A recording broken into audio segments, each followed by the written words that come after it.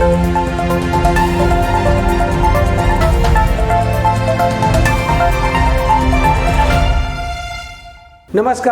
मैं उमाशंकर सिंह आज आपके लिए लेकर आया हूं बात खबरों की। आज की प्रमुख खबरें। 7वीं बार मुख्यमंत्री बने नीतीश कुमार। हार के बाद महागठबंधन में मचा घमासान। नीतीश के शपथ ग्रहण समारोह में अमित शाह और नड्डा शामिल।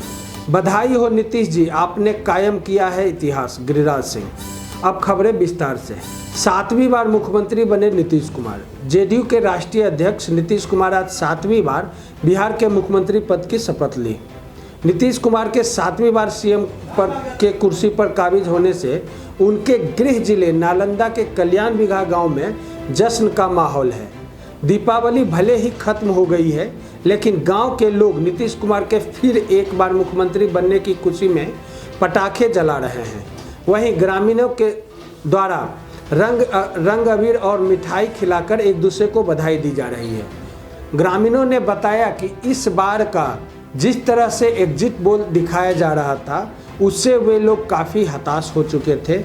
उन्हें लगा ही नहीं था कि इस बार भी नीतीश कुमार बिहार के मुख्यमंत्री बनेंगे, लेकिन जिस तरह से अचानक बिहार के लोगों का जनादेश नीतीश कुमार को प्राप्त हुआ, या फिर यूँ कहें कि जिस तरह से एनडीए को पूर्ण बहुमत मिला, उससे हमारे बीच खुशियों की लहर है। हार के बाद गठबंधन में मचा घमासान। बिहार विधानसभा के चुनाव परिणाम के बाद महागठबंधन में घमासान मच गया है। राहुल गांधी पर राजद नेता शिवानंद तिवारी के बयान से बौखलाए कांग्रेस महासचिव शक्ति सिंह गोहिल ने राजद को औकात बताई है। गोहिल ने कहा कि राजद को याद है ना कि वह जब भी कांग्रेस के बगैर चुनाव लड़ा है तो उसका क्या हश्र हुआ है।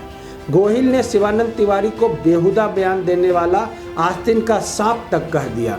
दरअसल बिहार विधानसभा चुनाव के परिणाम के बाद राजद नेता शिवानंद तिवारी ने कांग्रेस पर हमला बोला था। तिवारी ने बिहार चुनाव में हार के लिए सीधे सीधे कांग्रेस और राहुल गांधी को जिम्मेदार ठहराया था। शिवानंद तिवारी ने यहाँ तक कह दिया था कि कांग्रेस जिस तरह से चुनाव लड़ रही है, उससे भाजपा को ही फायदा पहुँच रहा है। उन्होंने 70 विधानसभा सीटों पर चुनाव लड़ा था, लेकिन 70 रैलियाँ भी नहीं की। राहुल गांधी 3 दिन के लिए चुनाव प्रचार करने बिहार आए, लेकिन प्रियंका गांधी तो आई भी नहीं। शिवानंद तिवारी ने कहा था कि जब बिहार में चुनाव अपने पूरे शबाब पर था, तब राहुल गांधी शिमला में प्रियंका गांधी के फार्म हाउस पर पिकनिक मना रहे थे। नीतीश के शपथ ग्रहण समारोह में अमित शाह और जेपी नड्डा हुए शामिल।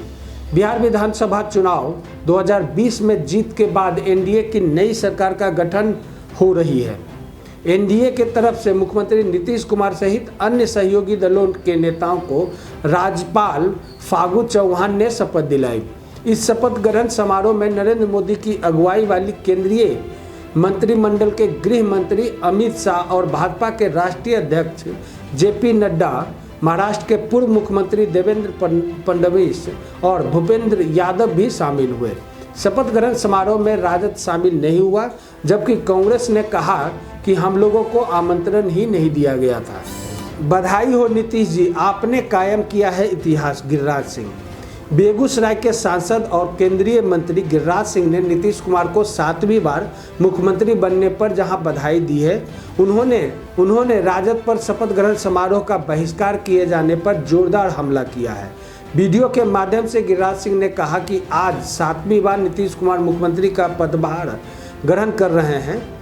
एनडीए के साथ रहकर उन्होंने विकास का इतिहास बनाने का काम किया है।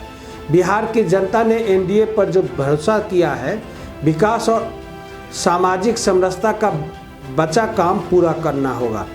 युवाओं की चुनौतियों और सामाजिक समरसता की चुनौतियों को भी पूरा होना है। जिस तरह उन्होंने बिहार को आगे बढ़ाया है, उसी तरह फिर से आगे बढ़ाते रहेंगे। कई चुनौतियां हैं जिसका समाधान एनडीए मिलकर करेगा। शपथ ग्रहण समारोह का बहिष्कार किए जाने पर गिरिराज सिंह ने कहा कि लोकतंत्र में लोगों के जनादेश का राजद को सम्मान करना चाहिए। उस भूमिका की कसौटी पर खरा उतरना चाहिए जिसके लिए लोगों ने चुना है। यह जनादेश राजद के विकास कार्यों के पक्ष में है और जंगल राज को लौटने से रोकने के लिए है। आज के लिए इतना ही। आप हमारे फेसबुक, यूट्यूब चैनल को यूं ही लाइक और सब्सक्राइब करते रहें। नमस्कार।